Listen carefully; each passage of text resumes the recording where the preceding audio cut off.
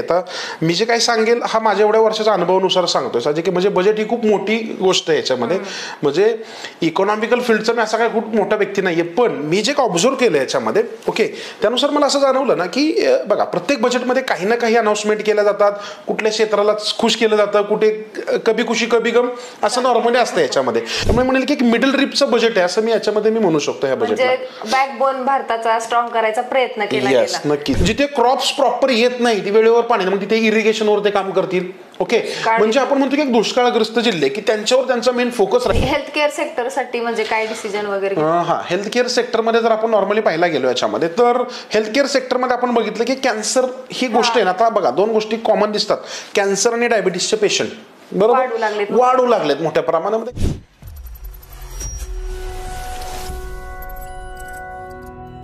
नमस्कार मित्रांनो, मी फातिमा इनामदार आजच्या या भागामध्ये सर्वांचं स्वागत करते. मित्रांनो, जसं आपण मागील भागामध्ये चर्चा केली होती की बजेट पूर्वी कोणत्या गोष्टी केल्या पाहिजेत, कशावरती लक्ष दिलं पाहिजे, तर तेव्हा आपण सांगितलं होतं की आपण आफ्टर बजेट पण एक व्हिडिओ घेऊन येणार आहोत. तर त्याच व्हिडिओबद्दल आज आपण चर्चा करणार आहोत. तर त्यामध्ये आता आपल्या फायनान्स मिनिस्टर निर्मला सीतारामन यांनी सलग 8व्या वेळी आता बजेट आपलं जाहीर केलं आहे. तर आता या बजेटमध्ये नेमकं काय काय डिसिजन घेतले गेले, कोणत्या सेक्टरवर आपल्याला फोकस करायला पाहिजे, इन्व्हेस्टर आणि स्टॉक ट्रेडिंग करणाऱ्यांना काय काय पुढील प्लॅनिंग केली पाहिजे, या सर्व गोष्टींवर आपण सरांसोबत डिटेलमध्ये चर्चा करणार आहोत. चर्चेला सुरुवात करण्यापूर्वी जर तुम्ही चॅनलला अजून सबस्क्राईब केलं नसेल तर चॅनलला सबस्क्राईब करा आणि हो नक्कीच बेल आयकन पण प्रेस करा, कारण अशाच आपल्या इन्फॉर्मेटिव्ह व्हिडिओचं नोटिफिकेशन तुम्हाला वेळोवेळी मिळत राहील. नमस्कार सर. नमस्कार. तर सर, आतापर्यंत जसं की तुम्ही एवढे सगळे बजेट पाहिले, तर हा बजेट कोणत्या पॉइंट ऑफ व्ह्यू न बनवला गेला आणि काय विचारधारा होती या बजेटच्या मागे? ओके, थँक्यू सो मच की आपण आज बजेटवर चर्चा करतोय. आपण आधीच्या व्हिडिओमध्ये बजेट कसं असू शकतं एक सर्वसमावेशपणे काही गोष्टींचा आपण अभ्यास केला होता नॉर्मली, आणि त्याच्यानंतर आज आपण बघूया. आता नॉर्मली साहजिक आहे, आता मी जे काही सांगेल हा माझ्या एवढ्या वर्षाच्या अनुभवानुसार सांगतोय साहजिक आहे. म्हणजे बजेट ही खूप मोठी गोष्ट आहे याच्यामध्ये. म्हणजे इकॉनॉमिकल फील्डचा मी असा काही खूप मोठा व्यक्ती नाहीये, पण मी जे काही ऑब्झर्व केलं याच्यामध्ये ओके त्यानुसार मला असं जाणवलं ना की बघा प्रत्येक बजेटमध्ये काही ना काही अनाउन्समेंट केल्या जातात, कुठल्या क्षेत्राला खुश केलं जातं, कुठे कभी खुशी कभी गम असं नॉर्मली असतं याच्यामध्ये. पण ह्या बजेटमध्ये मला असं दिसलं की देशाचा एक कणा स्ट्रॉंग करायचा प्रयत्न केला गेला, कारण काही गोष्टींचे रिझल्ट आत्ता नाहीत भेटणार पण त्याच्यानंतर भेटतील. म्हणजे मी म्हणेल की एक मिडल रिब देशाची स्ट्रॉंग कशी होऊ शकते त्या रिगार्डिंग ह्या बजेटमध्ये मला बऱ्याच गोष्टी दिसल्या. त्यामुळे म्हणेल की एक मिडल रिबचं बजेट आहे असं मी याच्यामध्ये मी म्हणू शकतो. ह्या बजेटला बॅकबोन भारताचा स्ट्रॉंग करायचा प्रयत्न केला गेला. नक्कीच. बरोबर सर. मग आता सर जसं की आता आपण पाहिले खूप सारे सेक्टर्स आहेत, खूप सारे म्हणजे आपण पाहत राहतो आता स्टॉक मार्केट म्हणलं वेगवेगळे सेक्टर आलेच. तर असा कोणता मोस्ट इम्पॉर्टंट सेक्टर आहे ज्याच्याकडे खूप लक्ष दिलं गेलं, ज्याच्यावर खूप भर दिला गेला? Okay great. आता कसं होतं की बघा बजेट म्हणलं की सगळ्या सेक्टरला खुश ठेवायचं काम अर्थमंत्र्यांचं असतं, त्याच्यामध्ये त्याच्यावर काम करतात. पण मुख्यत्वे मी जेव्हा टिप्पणी करत होतो त्याच्यामध्ये मला काही स्पेसिफिक सेक्टर असे सापडले ना की जिथं मला वाटलं खरंच इथे काहीतरी बनू शकतं, म्हणजे वेगळं काहीतरी होऊ शकतं. म्हणजे नॉर्मली असं वाटलं की मला बघा शेतकरी की जो आपल्या अर्थव्यवस्थेचा एक मुख्य कणा आहे, जर बघितलं गेलं तर भारतातला मुख्यत्वे व्यवसाय शेतीवर जास्त डिपेंड आहे. आणि शेतकऱ्यांसाठी मला एक चांगली गोष्ट वाटली की फार्मर्सला थोडं स्ट्रॉंग करण्यासाठी तिथे प्रयत्न केले गेले. त्याच्यानंतर फिशरमन असतील, न्यूक्लिअर असेल, ओके याच्यानंतर मला ग्रीनफील्डमध्ये टुरिझममध्ये बऱ्याच गोष्टी याच्यामध्ये आढळल्या. ओके टुरिस्ट हब असतील किंवा आजकाल बघतोय की बरेच आजार असे येतात की त्याच्यावर औषधं खूप खर्चिक आहेत, त्याच्यावर गव्हर्नमेंटने काम केलं गेलेलं आहे, शिपिंगवर थोडं काम केलं गेलेलं आहे. तर हे काही मुख्य सेक्टर आहेत की याच्यावर मला असं वाटलं की थोडं ठीक आहे आपण थोडा विचार करू शकतो आत्ताच्या कंडिशनला याच्यामध्ये. आता जसं मी फोकस केले गेलेले सेक्टर विचारले, तर असे कोणते सेक्टर आहे ज्याला डिनाय केलं गेलं, कारण दुर्लक्ष केलं गेलं, ज्याच्यावर खरोखर म्हणजे इम्पॉर्टन्स दिली पाहिजे होती त्या सेक्टर्सला? ओके हां, आता छान गोष्ट विचारलेली. म्हणजे असं वाटत होतं की इथे पण काहीतरी यायला पाहिजे. मी तर आपल्या ह्या आजच्या पॉडकास्टमध्ये आपण डिटेल बोलूयाच, मी याच्याविषयी अगदी डिटेल सांगेल. पण मला असं वाटलं याच्यामध्ये की थोडं बँकिंगला थोडं काही करणं गरजेचं होतं. ऍक्च्युली इकॉनॉमीचा GDP ह्याच्यावर थोडं कमी बोलल्या अर्थमंत्री, त्याच्यामध्ये तिथे काहीतरी ठोस पुरावे पाहिजे होते ऍक्च्युली त्याच्यामध्ये. ओके आणि महत्वाचं करन्सीची जर कंडिशन बघितली आता थोडी वीक होतीये, तर मला तिथे काय ठोस असं हे दिसतं नाही की आता त्याच्यासाठी काय करणार. ऍक्च्युली क्विक ऍक्शन गरजेचे आहेत, तर ते थोड्या मला तिथे कमी दिसल्या त्याच्यामध्ये. पण मी डिटेल बोलेल त्याच्याविषयी आज. चालेल सर. मग आता तुम्ही हे सगळे सेक्टर सांगितले, तर ऍग्रिकल्चर सेक्टरमध्ये थोडंसं सविस्तर इन्फॉर्मेशन द्याल आपल्या ऑडियन्सला? येस. तर मित्रांनो बघा याच्यामध्ये आपण एक बघू. तर पहिल्यांदा आजचा सेक्टर घेऊया की बघा हे आजचं आपण डिस्कशन जे करतोय ना ह्याचं ऍक्च्युली आउटपुट काय आहे. तर येणाऱ्या काळामध्ये आपण कुठे फोकस केला पाहिजे, येणाऱ्या काळामध्ये कुठे जे काय म्हणतो की आता पैसा ओतणार आहे गव्हर्नमेंट, आणि त्याचं जेव्हाही एक ट्रान्सफॉर्मेशन चालू होतं ना साहजिक आहे त्यानंतर त्या सेक्टरमध्ये एक झळाळी येत असते.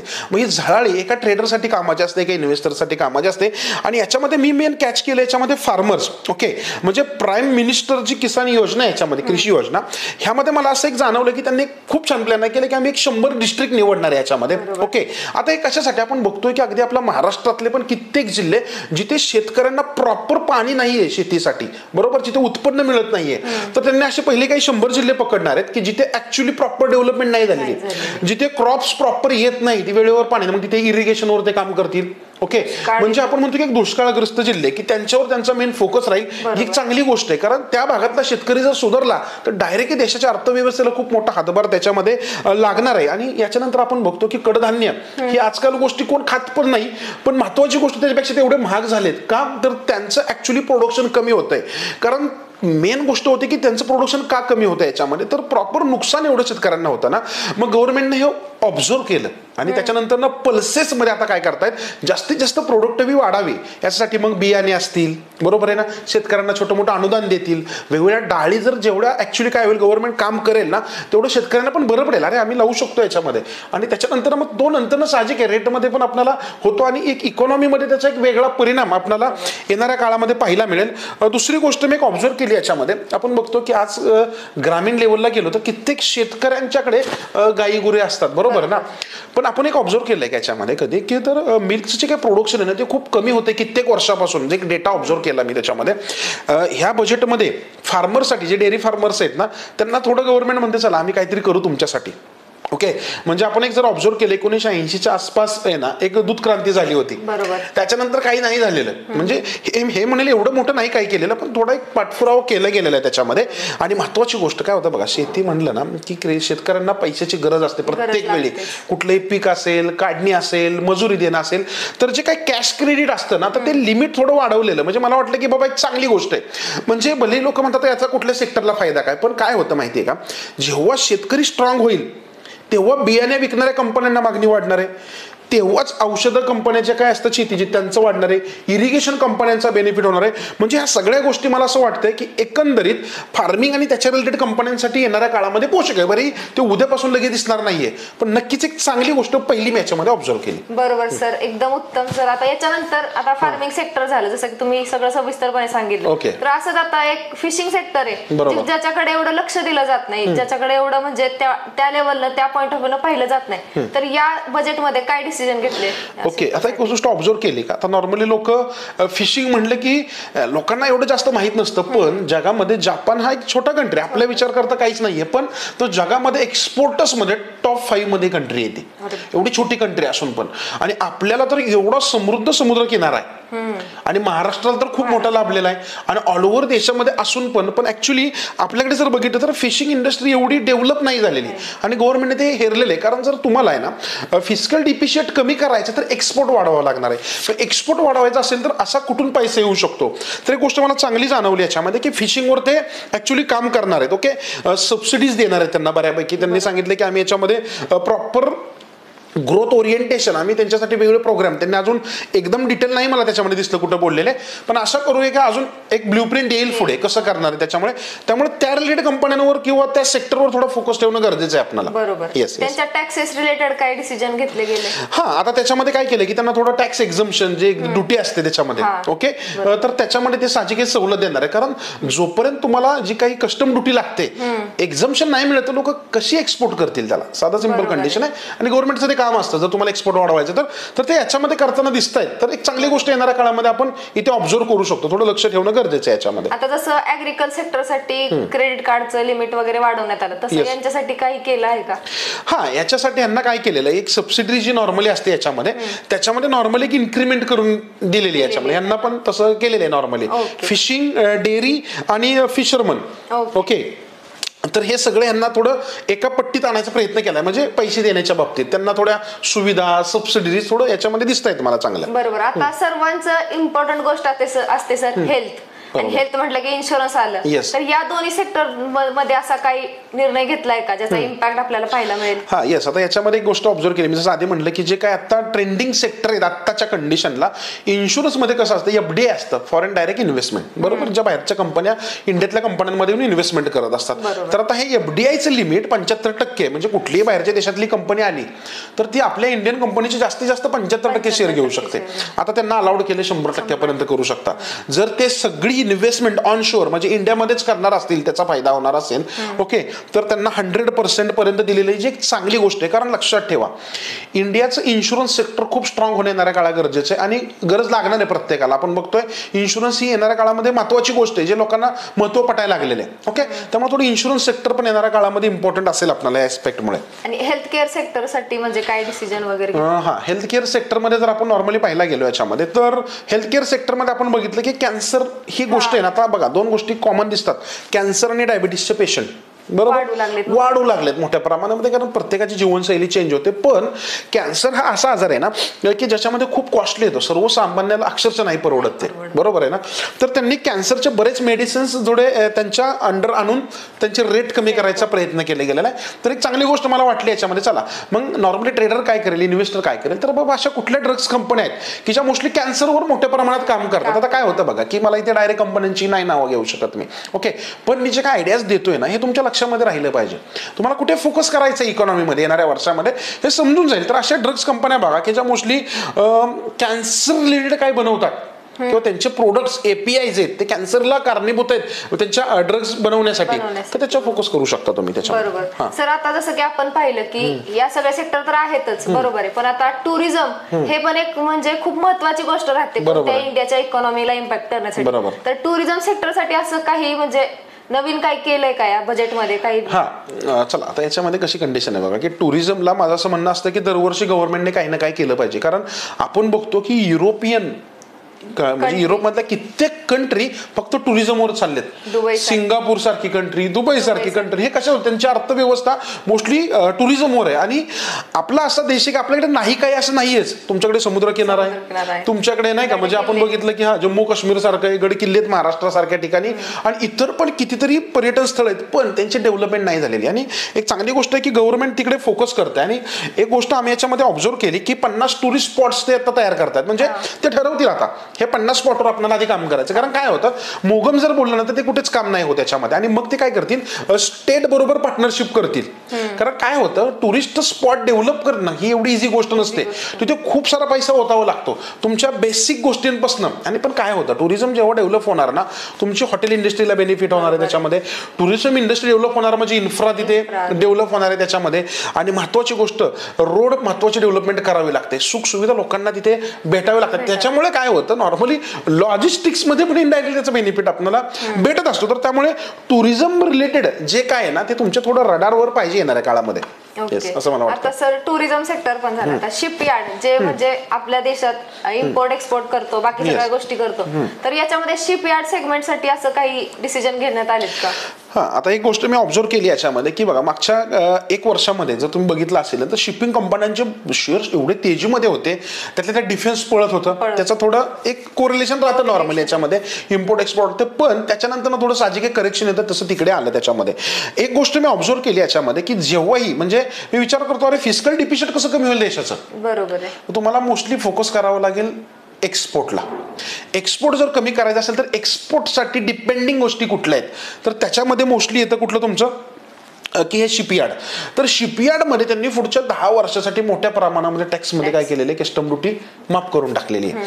तर त्याच्यामुळे काय होईल, ज्या पण आता कंपन्या आहेत की ज्या शिपयार्ड रिलेटेड आहेत ना ह्याच्यावर फोकस ठेवा. म्हणजे आजच्या काळासाठी नाही म्हणत मी, जे पण आपण लॉंग टर्मचा पण विचार करतो ना, नक्कीच गरजेचं आहे. कारण देशामध्ये जर लॉजिस्टिक डेव्हलपमेंट गरजेची आहे, देशामधलं एक्सपोर्ट वाढायचं असेल तर हे शिपयार्ड डेव्हलप होणं गरजेचंच आहे. आणि ते चांगलं याच्यामध्ये केलेलं दिसतंय. भलेही खूप सारा पैसा नाही दिलेला ऍक्च्युली, त्यांची जेवढी रिक्वायरमेंट आहे तेवढी एवढी, पण ठीक आहे. ऍक्च्युली जर कामाला गरजेचे त्यांच्यामध्ये एक बूस्ट दिसेल आपल्याला येणाऱ्या काळामध्ये. येस. तर मग आता शिपयार्ड सेक्टर पण झालं, पण असं कोणतं सेक्टर आहे हिडन सेक्टर जे आजपर्यंत त्याच्याकडे कोणी लक्षच दिलं नाही, कोणाच्या एवढं म्हणजे लक्षातच आलं नाही की या सेक्टर मध्ये पण काहीतरी होऊ शकतं, तर असं कोणत्या सेक्टरवरती डिसिजन घेतलाय का? येस. आता याच्यामध्ये एक जर गोष्ट ऑब्झर्व केली आपण, प्रत्येक जण जेव्हा आपण लहान बालपणी असतो तर आपली सगळ्यांची आवडती गोष्ट असते, काय असते बरं? खेळणी. बरोबर. तर नॉर्मली काय होतं, खेळणी म्हणलं की नॉर्मली चायना मेड शिवाय पर्याय नाही इंडियामध्ये. आणि काय होतं माहितीये का तुम्हाला, की आपल्याला वाटतं ही किरकोळ गोष्ट आहे, पण नाही किरकोळ गोष्ट. आपण कितीतरी गोष्ट चायनावर इम्पोर्ट करतो, किती सारे पैसा लागतो, आणि ही गोष्ट अशी आहे की ज्याच्यामध्ये वर्ल्ड वाईड डिमांड आहे. बरोबर. म्हणजे खेळणी कुठल्याही देशामध्ये गेलं तर ट्रक इज ट्रक आहे ना, त्याच्यामध्ये काय तुम्ही स्टँडर्ड करू शकता. मग गव्हर्नमेंटने ते फोकस केले. म्हणजे मी विचार करत होतो की चला ह्या बजेटमध्ये काही वेगळं सापडतंय का, आणि मला दिसलं चला याच्यामध्ये मी एक गोष्ट ऑब्झर्व केली याच्यामध्ये, की जे पण टॉय सेक्टर आहे ना ते म्हणतात की आम्ही थोडं त्याला स्टँडर्डाइज करू, अजून त्याच्यामध्ये रूल्स रेग्युलेशन बनवू. म्हणजे किरकोळ टॉयज नाही, चांगले टॉयज बनवा, इंडियामध्ये पण खपवा आणि ते एक्सपोर्ट पण करा. ह्याचा बेनिफिट मला थोडा वाटेल येणाऱ्या काळामध्ये की होईल. तर मला असं वाटतं की येणाऱ्या काळामध्ये जे काही आपण ट्रेंडिंग सेक्टरचा विचार करता तिथे तुम्ही ह्या टॉयजवर फोकस करा. त्या कंपन्या कुठल्या कुठल्या आहेत, गेल्या वर्षीच काही मोठ्या मोठ्या कंपन्यांचे टायअप पण झालेत अमेरिकेतल्या कंपन्यांबरोबर. ओके, त्यांची नावं शोधून काढा, त्यांची कुठपर्यंत टायअप आलेत, काय झालंय. तर हे येणाऱ्या काळामध्ये आश्वासक सेक्टर येणाऱ्या काळात तयार होत आहे. Yes yes yes. म्हणजे आपल्याला आता मेड इन इंडिया पण आता खेळणी पाहायला चांगली गोष्ट आहे की आपल्या देशातली तयार झालेली खेळणी आपण आता बघू शकतो याच्यामध्ये येणाऱ्या काळामध्ये. तर आता जसं सगळ्यांनाच माहिती आहे, आपण काही दिवसांपासून एआय रिलेटेड, आता डीपसीक आला चायनाचा, बाकी सगळे पण एआय टूल्स आहेत. तर आता सर एआय सेक्टरच्या रिलेटेड काही डिसिजन घेण्यात आलाय का? हा येस. एआय मध्ये जर एक गोष्ट ऑब्झर्व केली ना, मागच्या एक 3-4 दिवसापूर्वीच जे काही आत्ताच्या कंडिशनला आपलं माहिती संचार विभाग डिपार्टमेंट आहे गव्हर्नमेंटचं, सेंट्रल गव्हर्नमेंटचं, त्यांनी एक स्टेटमेंट दिलं होतं की पुढच्या म्हणजे बघा की डीपसीक ही आता सध्या चायनाचं खूप सारं फोकसमध्ये याच्यामध्ये. आणि आपण बघतोय की अमेरिकेतल्या एनव्हीडी सारख्या कंपन्यांचे स्टॉक भयानक पडलेत. आता काहीतरी येणाऱ्या काळाची गरज आहे आणि त्यांनी सांगितलं की पुढच्या 8 ते 10 महिन्यामध्ये आम्ही आपलं एआयचं मॉडेल लॉन्च करू. ही गरजेची गोष्ट आहे, लक्षात ठेवा, कारण आता एआयला खूप मोठ्या प्रमाणामध्ये ट्रान्सफॉर्मेशन चालू आहे. आणि एक गोष्ट मी याच्यामध्ये ऑब्झर्व केली याच्यामध्ये की मोठ्या प्रमाणामध्ये फंडिंग एआय वरती आता होत आहेत. जर ते 8-10 महिन्यामध्ये मॉडेल आणणार म्हणजे मनुष्यबळाची गरज आहे. आणि मेन पैसा ते कशावर खर्च करतायत की एआयचं एज्युकेशन हब्स ओपन करायची चांगली गोष्ट आहे. कारण इंडियाचा बेनिफिट काय आहे जगाला, आपल्याकडे लोक काय येतात तर इंडियामध्ये स्किल्ड मॅनपॉवर खूप स्ट्रॉंग आहे, लक्षात ठेवा, सगळ्या कंपन्यांसाठी. आणि एआय मध्ये जर ते वाढले ना तर नक्कीच लक्षात ठेवा की मला असं वाटतं की पुढच्या 5-10 वर्षानंतर ना जगातली एआय मधली टॉपच्या 5 ते 10 कंपन्यांमध्ये भारतातल्या 2-3 कंपन्या तरी आपल्याला भेटतील. बरोबर. आणि आता अंबानींचा पण नवीन प्रोजेक्ट आहे. हा येतात, ते तर येणार आहे. सगळे मोठे बिझनेसमॅन तर साहजिक, कारण तिथे काय होतं, मोठा पैसा लागतो, ती सोपी गोष्ट नाही. एआय हे शब्द जरी छोटा असला ओके, पण तो ऍक्च्युली खूप खर्चिक काम आहे ते ऍक्च्युली. तर गव्हर्नमेंट सपोर्ट देते म्हणजे नक्कीच आपल्याला चांगला फोकस इथे दिसेल. आपण पण त्या रिलेटेड सेक्टरवर थोडा फोकस ठेवणं गरजेचं आहे सगळ्यांनी. बरोबर. आता सर जसं की आता मग अशी मी तुम्हाला विचारलं होतं की असे कोणते सेक्टर्स आहेत ज्याच्याकडे दुर्लक्ष केले, तुम्ही थोडे सांगितले, म्हटलं उर्वरित नंतर सांगू. त्याच्याबद्दल आता थोडी एक्सप्लेन, सविस्तर माहिती सांगा. यस, ते तर एक्सप्लेन करतोच मी याच्यामध्ये. परंतु एक गोष्ट सगळ्यात महत्वाची मला ह्या बजेटमध्ये अजून आढळली याच्यामध्ये, की सगळ्यांचं, जोही नॉर्मली एखादा व्यक्ती पैसा कमवतो त्याचं काय स्वप्न असतं, श्रीमंत होणे, पण पैसा टॅक्स भरावा लागला नाही पाहिजे, असं नॉर्मली सगळ्यांचं एक टार्गेट असतं. मला कमीत कमी टॅक्स लागला पाहिजे याच्यामध्ये. आणि गव्हर्नमेंट एक चांगली गोष्ट केली, जे पण सॅलरीड इंडिव्हिज्युअल, तुम्ही जर बघितलं असेल की भारतामध्ये जेवढं फार्मिंग इम्पॉर्टंट आहे तेवढंच नोकरदार वर्ग पण आहे, मिडल क्लास आहे, त्याच्यामध्ये त्यांना मेन असतो टॅक्सची झळ बसते याच्यामध्ये. आणि ते बजेट 7 लाखापासून डायरेक्ट 12 लाखापर्यंत गेलेले. म्हणजे आता तुम्हाला 12 लाखापर्यंत झिरो टॅक्स लागणार आहे. आणि त्याच्यामध्ये 75,000ची रिबीट जर घेतले तर अगदी 12,75,000 तुम्ही टॅक्स वाचवू शकता. एक सर्वसामान्यांसाठी खूप क्लासिक गोष्ट आहे मला असं वाटतं याच्यामध्ये. ओके, जेणेकरून तुमचे अजून 4 पैसे वाचतील. फक्त ते वाचलेले पैसे तुम्हाला योग्य ठिकाणी गुंतवावे लागणार. कारण काय होतं, आपण पैसे वाचले की नॉर्मली खर्च करण्यावर जास्त भर असतो. म्हणजे माझं म्हणणं, गव्हर्नमेंट जर काय बेनिफिट करून देते तर आपला फोकस हा इन्व्हेस्टमेंटवर राहिला पाहिजे. कारण आपण बघा मार्केटच्या गोष्टी बोलतोय, करतोय सगळं, ओके, तरी तिथे राहिलं पाहिजे. आता मेन प्रश्न जर तुम्ही विचारला की आता कुठे फोकस करायला पाहिजे होता, तर महत्वाची गोष्ट मला असं वाटतं याच्यामध्ये की आत्ताच्या कंडिशनला इकॉनॉमीचा विचार करायला गेला तर इकॉनॉमीमध्ये एक सगळ्यात मेन गोष्ट असते, ती म्हणजे तुमचा बँकिंग सेक्टर. बरोबर.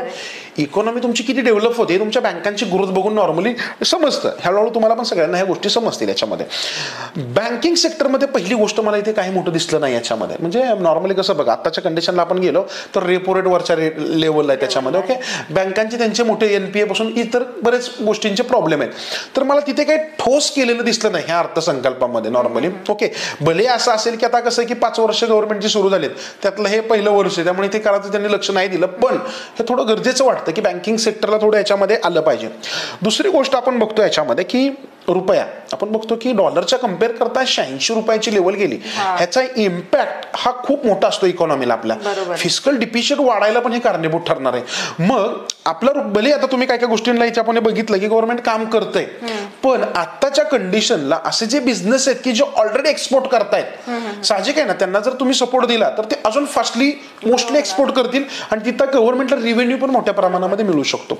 तर मी एक गोष्ट ऑब्झर्व केली याच्यामध्ये की करन्सीमध्ये तिला स्ट्रॉंग करायसाठी काही उपाययोजना नॉर्मली ते काही दिसले नाहीत. कारण ते नॉर्मली बँकिंग सेक्टर आणि करन्सी जे आपण म्हणतो ते नॉर्मली एकमेकाशी कोरिलेटेड असतात.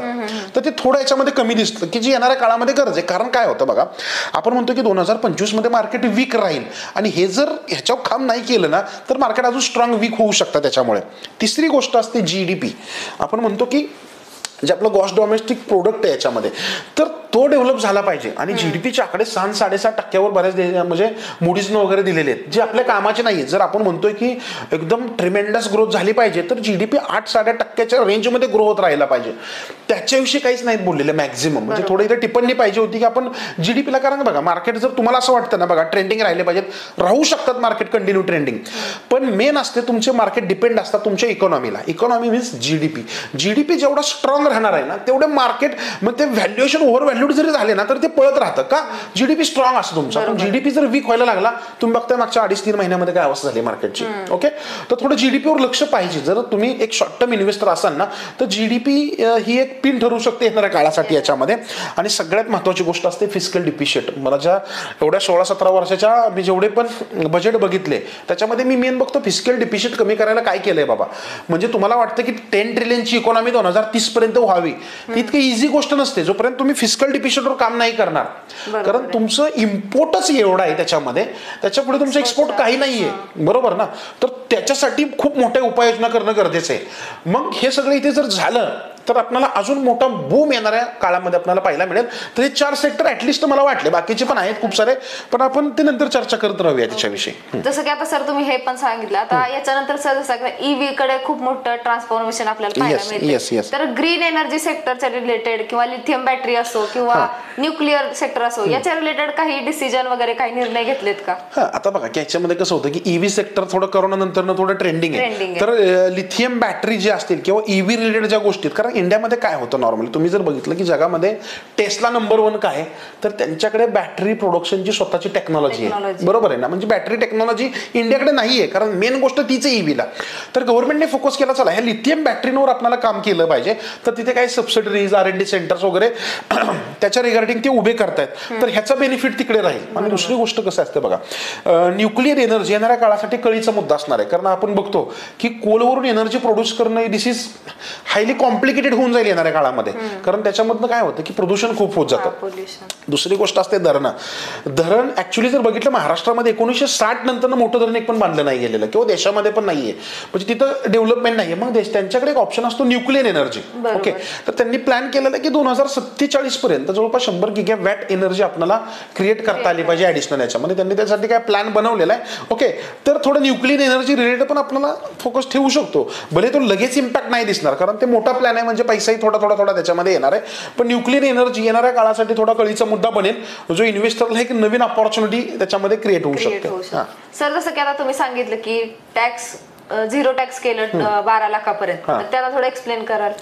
आता याच्यामध्ये कसं असतं की 12 लाखापर्यंत केलं तर नॉर्मली कसं राहतं की 12 लाखापर्यंत 0 जरी टॅक्स असेल तर तो एकदम तुम्हाला हे नाही होणार. म्हणजे मी एक डेटा जो काढला याच्यामध्ये, तर नॉर्मली आता काय असेल तुम्हाला की 4 लाखापर्यंत तो तुमचा नॉर्मली 0 टॅक्स असेल. नॉर्मली मी याच्यावर एक डिटेल पोस्टच बनवणार आहे. म्हणजे काय होतं की टॅक्स स्लॅब 12.5 लाखापर्यंत टॅक्स नाही, म्हणजे हे आपल्याला वाटतं अरे ओके, पण ह्याच्यामध्ये पण बरेच गोष्टी आहेत. मी तुम्हाला एकदम डिटेल एक आपला ब्लॉग आहे त्याच्यामध्ये तो देईल, तो एकदा रीड करा प्रत्येकाने, कारण त्याच्यामध्ये तुम्हाला समजेल डिटेलमध्ये म्हणजे नक्की किती कोणाला टॅक्स लागेल आणि कसा वाचवू शकतो हे थोडं समजायला त्याच्यामध्ये मदत होईल.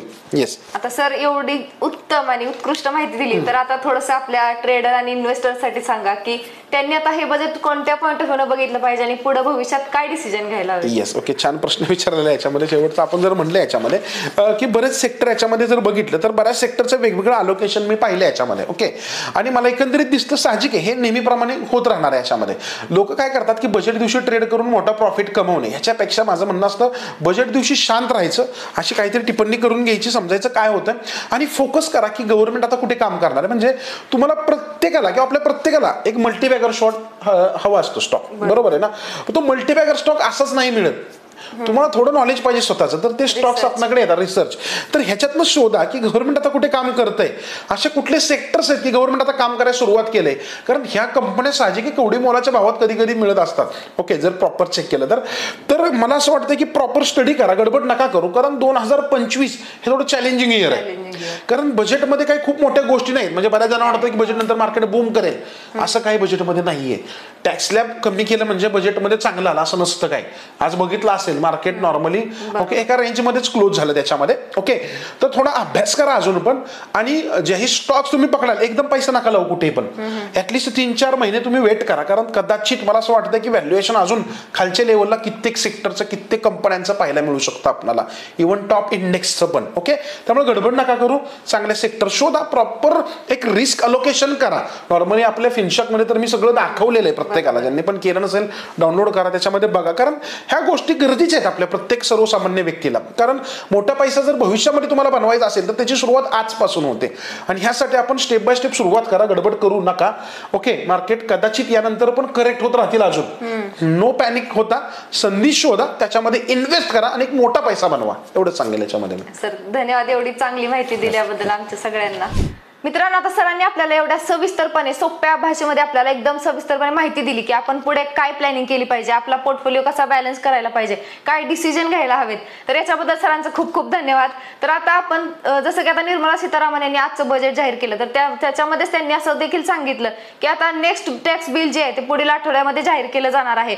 त्याचे पण तुम्ही अपडेट घ्या. आणि जर तुम्हाला तुमचा पोर्टफोलिओ बॅलन्स करायचा असेल तर डिस्क्रिप्शनमध्ये आपली लिंक आहे फिनशॅकची, तिथून आपलं ऍप्लिकेशन नक्कीच डाउनलोड करा.